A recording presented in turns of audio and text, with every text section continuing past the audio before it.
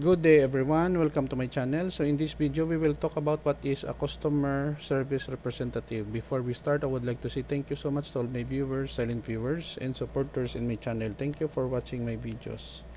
If you are new with my channel and then you like this video, please hit the like button. Don't forget to share and please support my channel guys by clicking the subscribe button. So let's begin.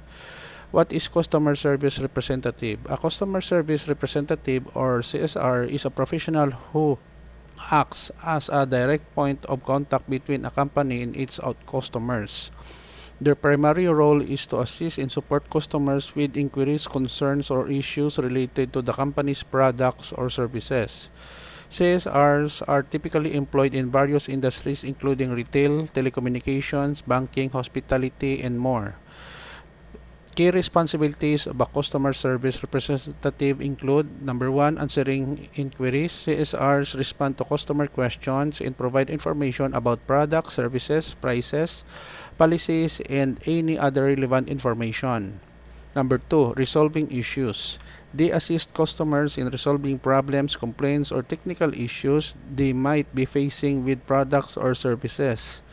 This involves troubleshooting, providing solutions, and escalating issues when necessary. Number three, providing support. CSRs offer guidance and assistance to customers who need help with using a product, service, or platform effectively.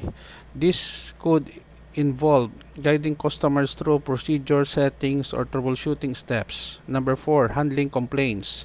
If a customer is dissatisfied with a product or service, CSRs listen to their concerns, empathize with their situation, and work to find a suitable solution to address their dissatisfaction.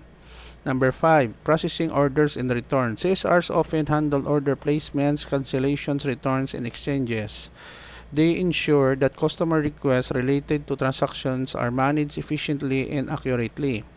Number six, maintaining records. Customer service representatives may need to document interactions, complaint resolution, and other relevant details in the company's database or CRM, Customer Relationship Management System. Number seven, upselling and cross-selling. In some cases, CSRs are responsible for identifying opportunities to upsell or cross-sell additional products or services to customers based on their needs and preferences.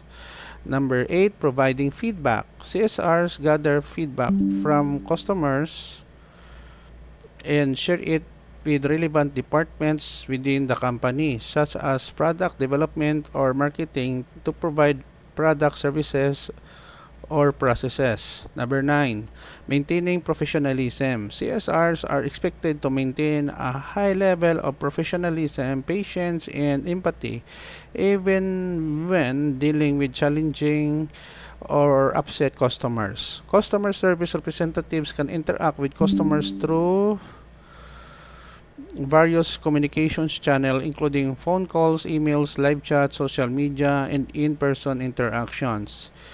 Good customer service can play a crucial role in building positive customer relationships, enhancing brand loyalty, and fostering customer satisfaction.